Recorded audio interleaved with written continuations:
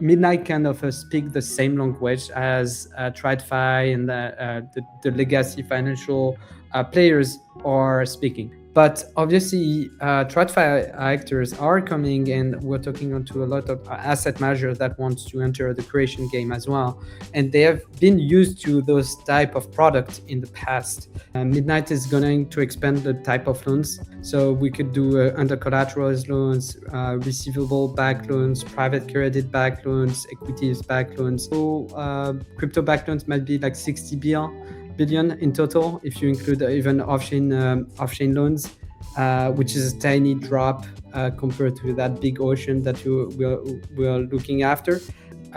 Privacy, if it's well productized, I think it should be the default. All right. Hello, everyone. Welcome to another episode of Beyond Yield. This one is a very interesting and exciting one featuring Merlin from Morpho. First, I want to kick it off, Merlin, by saying welcome to Beyond Yield. Thank you for joining us. And most importantly, congratulations on the successful launch of Midnight this week. Excited to go through it. How's your week been? How crazy of a week has it been for you? And how are you feeling? Yeah. Oh, so first, thanks for having me on the podcast. And crazy week, as you said. I think, it's the culmination of 2 years of work, especially for the protocol team, but also the engineering team, product team, and now it's turn of the go-to-market team to actually bring liquidity, close partners on top of the protocol. So it's really a broader team effort that is coming out, and so we're super excited about that. Everyone is pumped. Yeah, and the industry is on the outside of this is very exciting and pumped as well. And I'm excited to go a bit deeper into it now. Before we do, always interesting to start off with background. But more interesting background here, I think, is learning a little bit about your co-founding journey at Morpho, how you and your three co-founders came together to kind of like envision and start building. And then also really interested where you sit today within the organization as co-founder and wizard. What does this entail? I'm just doing magic all the day, not doing much actually. Joking. So yeah, coming back to the initial story. So where to start? So actually, Paul was like looking to launch a project. For a very long time, he tried like to launch many type of startups that kind of like work or not, and he was studying distributed systems, and he had a teacher that was actually thinking about two different ideas. One was a DEX, and the other was the very initial version of Morpho. It was just the overall idea, which was optimizing rates on top of existing lending pools such as Aave and Compound. This person could not do both, explore both projects at the same time. So Paul kind of like took that lending protocol idea and wanted to build a team around that.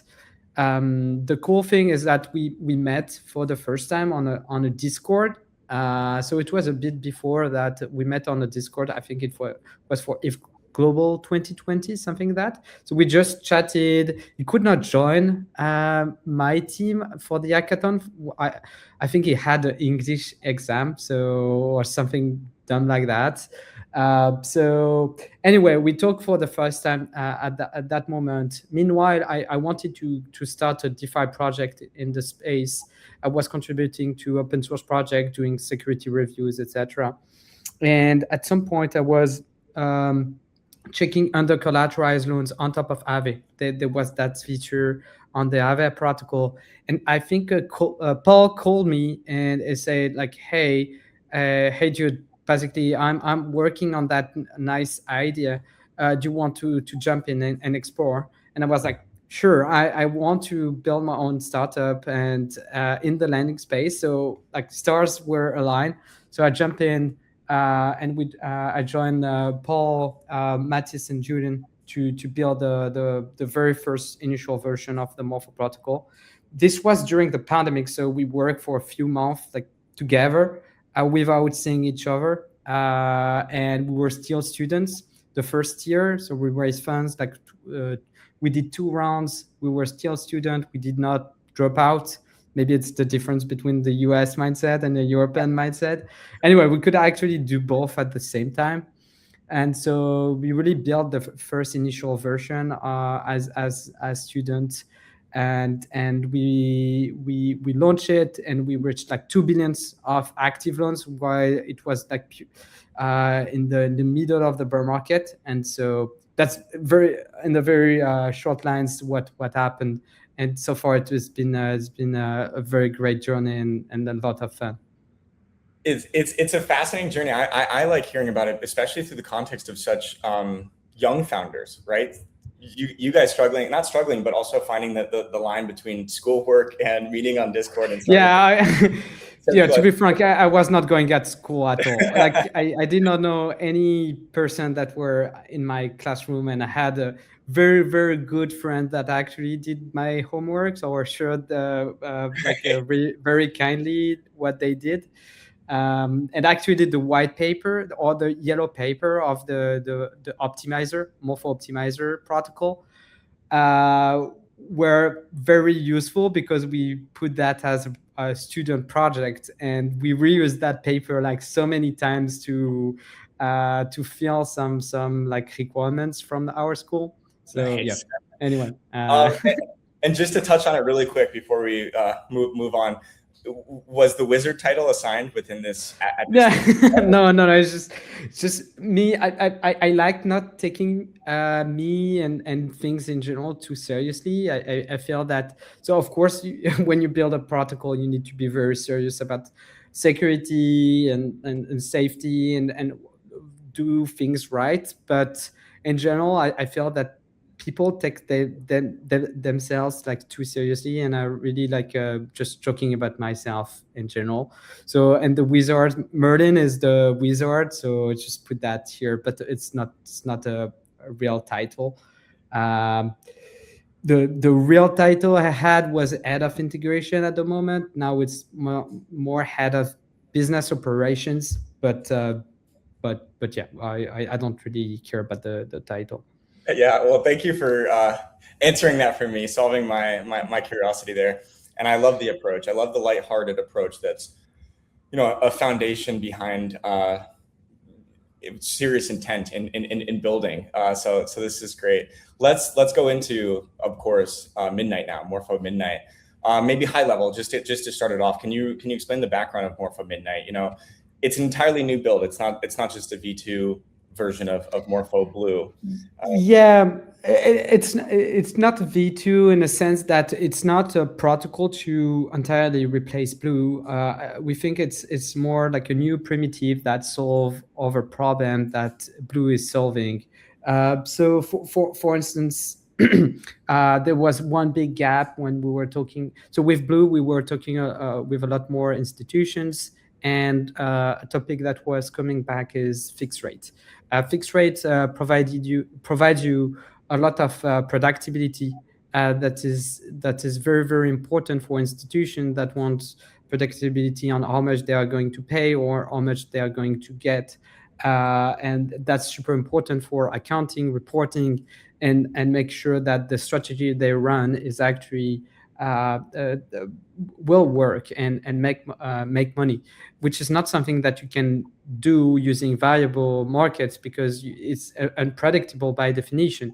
So you can have like a rate spike, which happen when you have like big price drops or hacks, and you have like panic and bank runs, etc.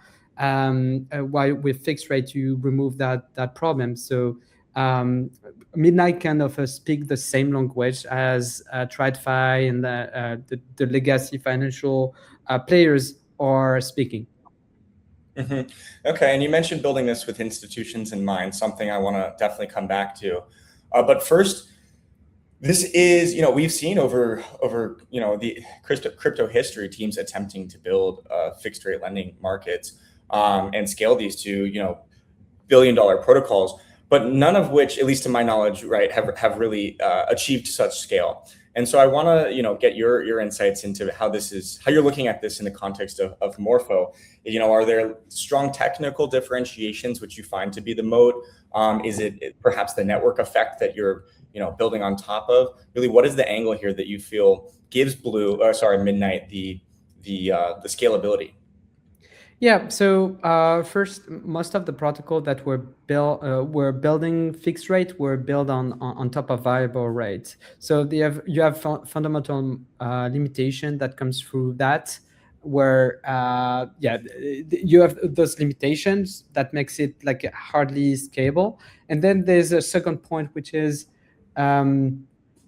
there's a timing component. If you have fixed rate, the way Midnight is doing, you have a two-sided market with lenders and borrowers that can quote on both sides of the book, and for that you need a certain maturity of the ecosystem to actually have people that can take and make orders on both sides of that book.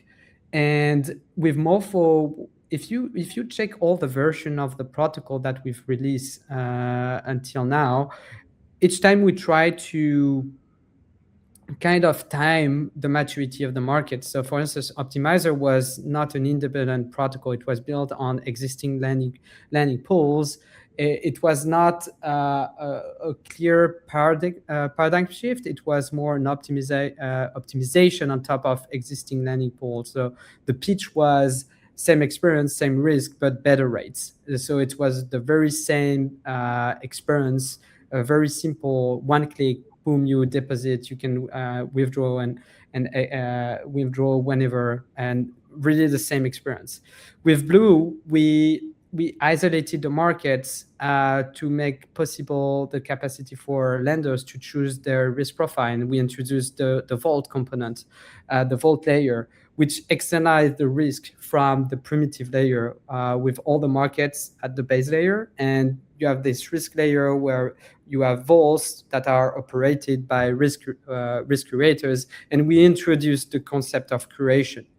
And this is where really the vault narrative took off, the curation narrative took off, etc.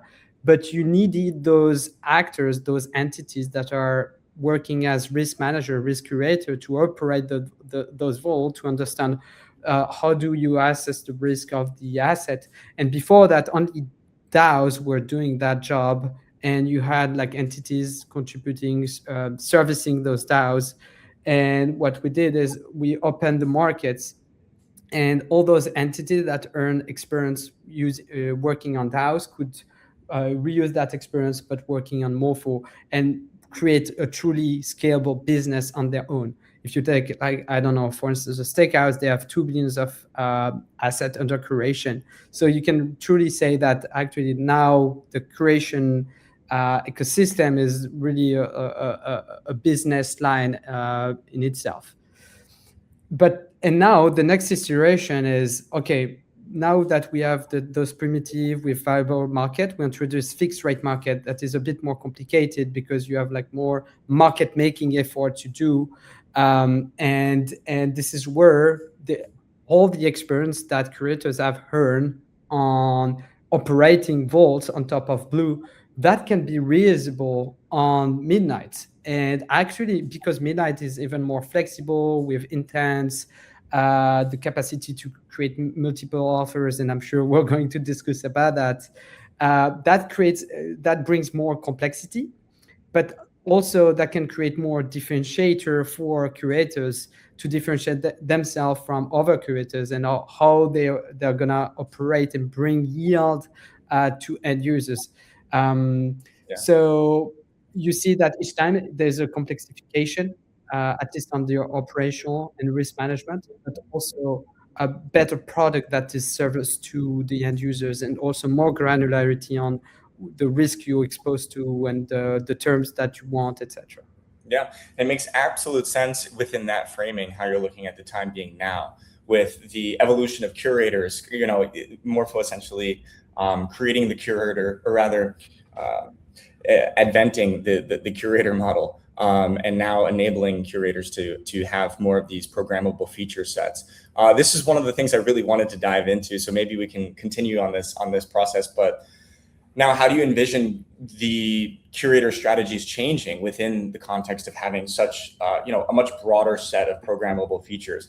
Do you feel that, I mean, there's a lot of interesting kind of topics here. Do you find that there's now going to be a separation between curators which focus on Midnight versus Blue? Does this open up new curator models? And then also, we're seeing more types of institutional curation, right? Galaxy Digital coming on chain, Bitwise launching curation, and you're referencing Midnight in the context of institutions needing more, essentially more programmability assurance on rates and whatnot. So does this cater better to those? So my guess is that all curators are gonna try to quote on Midnight. The reason was people in general are willing to pay more a fixed rate because they have predictability. And so if, let's say, the variable rate is 4% on average on the 30 days, perhaps they are going to be willing to pay 4.5% for fixed. And so that creates an opportunity for curators to lock in a higher yield for the end users. So there's an incentive for curators to level up and actually quote on Midnight. That being said, as I said, it would be a bit more complex. So the more technical teams and the most capable of like understanding how Midnight works, handling the rolling of the loans, etc., the duration, the liquidity, etc., are going to take most of the opportunities of Midnight. So that's on the current curation game. But obviously, TradFi actors are coming, and we're talking onto a lot of asset managers that want to enter the curation game as well. And they have been used to those type of product in the past. So they not necessarily have the crypto on-chain experience, but they have the TradFi financial asset management type of skill that they can bring on chain. So we'll see both players operating. Who is gonna win? I don't know. It's not clear whether I'm thinking that some curator could be also bought by large asset manager that want to go faster and don't want to learn all the skills to go on chain. I think we'll see a lot of things evolving over the past over the next 6 months or a year. But yeah, quite excited to see that. Yeah, super exciting to see what this brings to life, and what new types of strategies this and competitive advantages this creates amongst curators. Let's go back to intents, which you mentioned, and the reduction of liquidity fragmentation through the usage of intents. Can you share? I think this is one of the more fascinating features of Midnight. Can you give background on how this is working? Yeah, sure. So to define intent based, so to come back to, so we talk about Midnight as a fixed rate protocol, but what you can do is actually you create an offer, and you sign that offer and you put that offer on chain, and then anyone seeing that offer can take that offer. What is in the offer is you commit on the price, and you can also specify a lot of things in that offer. So for instance, you can go up to 128 collaterals. So you could create portfolio back loans. You could also have like a credit score or whatever. You can like specify whatever the asset you want. You can have like callbacks. You can have like the callbacks could like check whether you have a KYC, etc. And you can create also a group of offers. You can chain offers. So the capacity that you have is very, very flexible. And this is why we say that it's intent based, because you specify the intent in the offers that you put on chain.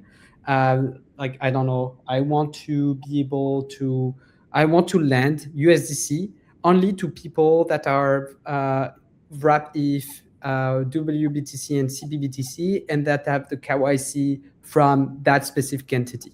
I can sign that offer, put that on offer, and then whoever comes first can take my my offer partially on or entirely, and then it's done. It's settled on chain, and then I lend the money and I'm gonna receive the fixed rate at the end of the term, unless the person repay early. And with that flexibility, you remove a lot of liquidity fragmentation, because you can specify, you don't need to commit liquidity into one single market. You don't have to bootstrap a market. You just have to create offers for those market that you're fine with. You can create multiple offers. So for instance, on the Midnight interface that we've just released, you can create multiple offers for different duration. So for now, there's only one market. It's CBBTC USDC. We're starting very slow. But you can create for end of July, end of August, and end of September. And you create those offers, and it's just one signature, and then that's done. So that's why we're super excited, because it removes a lot of the problem of market isolation that we had on Morpho Blue. But you still keep that risk isolation, because if you're matched, whatever impact the specific market where you are matched, it does not affect other lenders or borrowers. So that's the very cool aspect of Midnight. Just want to highlight here how also even what you referenced about Intents being able to specify certain KYC requirements goes back to your point about institutions and predictability, and how this intent-based structure enables this predictability and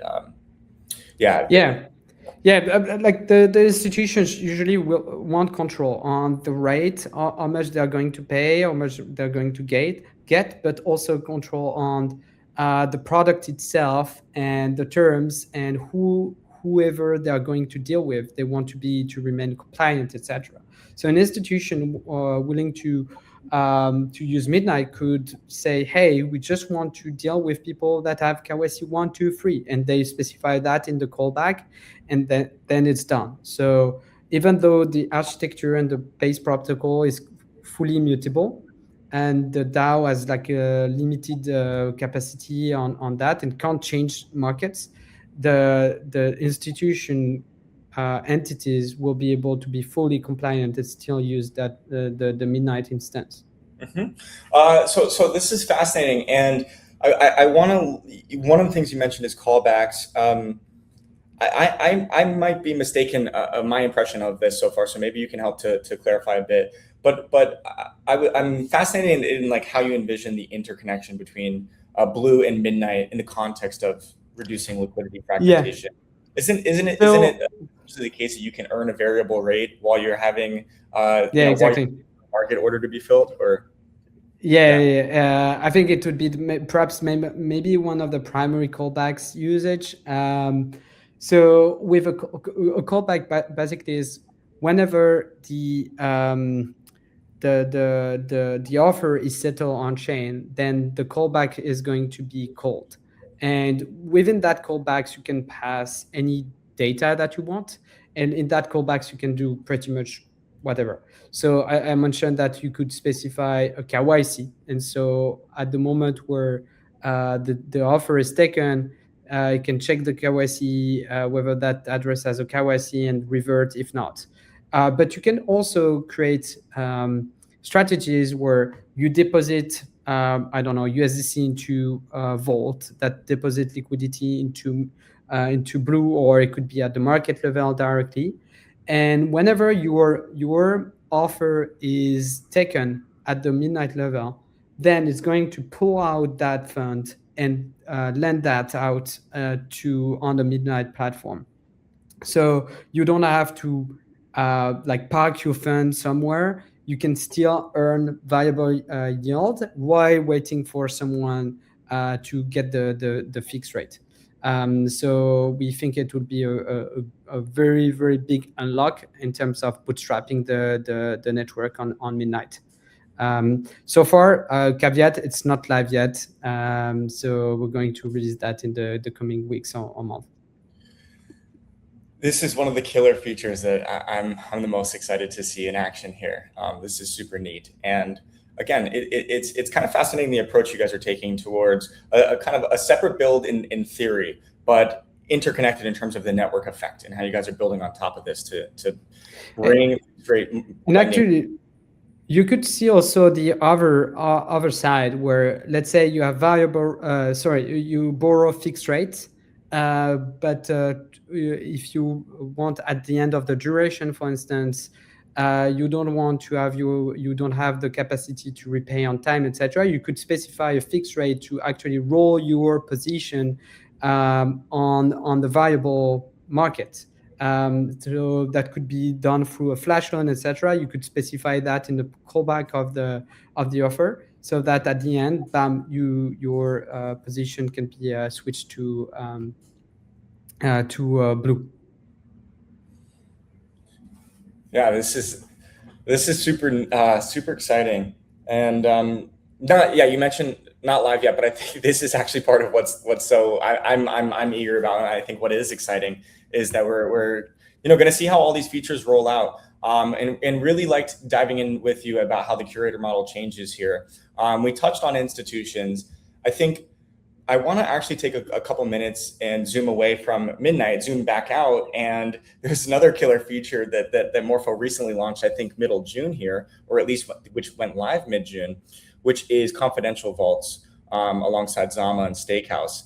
I'm super interested in this as well. How have you seen the demand for this so far? Right now, correct me if I'm wrong, it's really just this current USDC Steakhouse vault, which is live under the confidential. Yeah.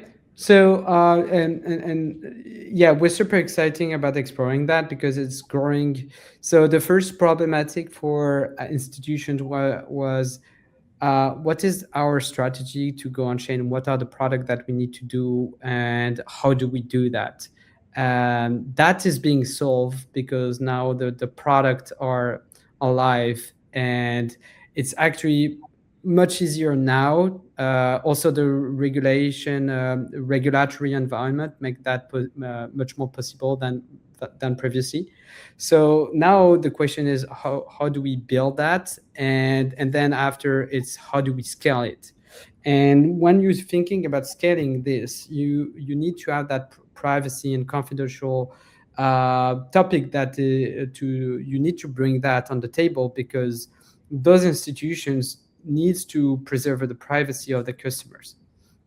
And this is where like the Zama vault, for instance, comes in. And we are a neutral infrastructure, so there's other players that are opening like other type of solutions to preserve privacy. I'm thinking about Tempo. They have like Zone on the Tempo network. There's other ARC. I think I haven't read the white paper yet, but they have like a privacy features. Ethereum is going to bring privacy also at the network level. So what we're eager to is exploring those ideas and see whether they are actually solving institution problems. And what we're seeing is that with Zama is talking to custodians and partners of Morpho that already integrated their own product, and now they want to extend that and improve that by bringing privacy and confidentiality to their customers, so they can feel more reassured that actually they are not leaking any information or leaking their strategy. So super excited about that. I think there's now 25 million of that on that vault, which is pretty big. Maybe one of the top 10 USDC vault on Morpho now. So there's clearly demand for this. Yeah, and once privacy becomes accessible on chain, right? For years, it's been somewhat a concept of theory, something we're working towards. And now this is becoming available even within the vault structure. Once this is available, on a widespread scale, is there any reason to not have confidential vaults? Well, like, do we move towards a DeFi sector and space where everything operates under a privacy framework? So there's one argument that public blockchain are providing a lot of transparency in the ecosystem, which is, I think, a great feature compared to TradFi, where a lot of things are within black box and you don't really understand what's happening, which open up plenty of problems. And I feel that transparency is a very good thing to keep people accountable and also like detect crisis before it's too late. That being said, with the privacy and confidentiality solution that we have, we could still have that transparency in the sense that we could have like a good understanding and still data that we can explore to understand what is happening under the hood, but not necessarily know and link that to a specific entity or person. So I feel that transparency is still important, but privacy, if it's well productized, I think it should be the default. Now the question is, how do you embed that? You make that so easy that it's out of the box, and that is maybe a challenge that will take some years because, as of now, it's still quite complex. You need to shield your token, deploy that capital into a vault, etc. Ideally, it's completely abstracted away from the user, and they don't even think about that. The same way that when you were using the earn product of on top of Morpho, using the Robinhood app or the Coinbase app, like people just like click, I want to earn yield, and that's it. And then don't think about the wallet. They don't think about the DeFi protocol. They don't even think about what's the stable coin that they're using, etc. And I think we should reach that same state for the privacy solutions. Yeah, I want to. We're coming up a little bit on time, so I want to spend just a little bit on institutions. You know, coming back to this within both the context of both privacy and fixed rate lending markets and Midnight. You know, you're discussing just now like usability as a requirement. It needs to be baked in. Like the user experience needs to be clean. Do you look at this? Is this the same within the context of both retail users and institutions? You know, Morpho is one of the leaders in this space within working with institutions, helping bring them on chain. Just like super curious how usability framing looks like within the context of institutions. Are you guys, you know, speaking and essentially helping them come on chain and, you know, answer these questions and their unfamiliarity with them as they're coming? Or are you looking to build this core product that the second they land on it, it's clear what the next steps are? Yeah.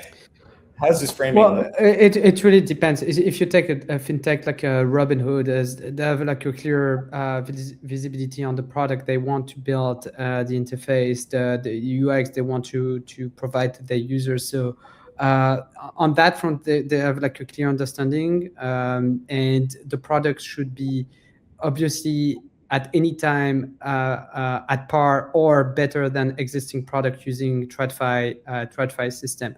And I do think it can be actually better because it could be faster, provide better rates, and while remaining like a completely non-custodial. Obviously, we have like a solution team, risk team, support team that help them, and we support them from an engineering perspective to make sure that the product is optimized. We provide product feedback, advice, given the years of experience that now we have building such type of product. When it comes to institutions, their needs are a little bit more complex because the legal side is more heavy. Also, the stack might be a holder. They are like less risk averse. They're more risk averse, sorry, and which bring a lot of questions. And also, they may not have all the skills internally to understand fully what they have to do, what they want to do. So here, there's a lot of work that we're spending on education, onboarding, discussions with their teams so they ramp up, they level up on what's the vault, how do we operate that, how can it fit their existing existing stack. And so the timelines are much longer. The amount of support and solution engineering that we need to spend is much higher. And we are more in usually we place ourselves as a business partner and a design partner versus just like we sell you a earned up board product, because for those institutions is actually how do you replace the legacy create liquid legacy system they have with that brand new credit network that they can plug into. And that is a bigger, deeper endeavor that can like take even like 5 years or even more for some entities if they really really want to move fully their stack on chain. Mm-hmm. There's a lot to go into here, but I want to be cognizant of time here. One last quick hit question on the institutional side. When you're looking and talking with these institutions, what's the TAM? We look at institutions in this space as like BlackRock, Fidelity, like Bitwise, like the larger ones, right? But it's a much larger space than that which we exist in right now. Really, the TAM of Morpho is the TAM of all credit, all the credit system as it is today. So it's 200 trillions of loans existing, any type of loans. That's the market that we are after. Obviously, it's like a several decades type of endeavor. So we are really like, I think the current crypto backed loans might be like 60 billion in total if you include even off-chain loans, which is a tiny drop compared to that big ocean that we are looking after. But that's the time that we want to reach. And frankly, we don't see any blocker for that. Midnight is going to expand the type of loans to much broader possibilities. So we could do under collaterals loans, receivable backed loans, private credit backed loans, equities backed loans.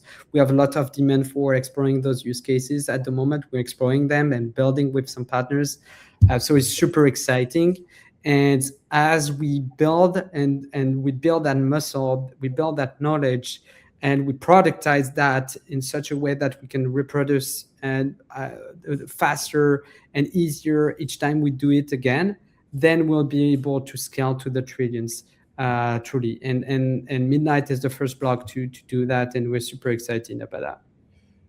It's a vision, it's an ethos, it's a fight that the whole crypto industry can get behind, right? So that's got to be compelling and motivating, right, to be on the end of this, where like success implicates the success of the industry on a broader scale. So I think it's fascinating, the position that you guys are in, and how you're not just bringing Morpho forward, but the industry at large within.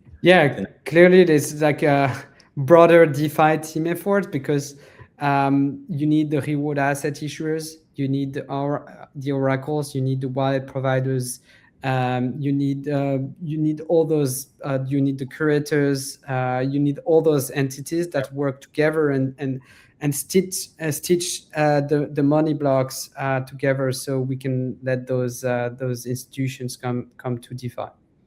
Yeah.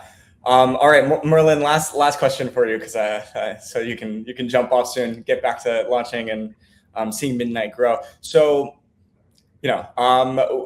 right now there's tons of features that are to be added that we discussed. The callbacks features, auto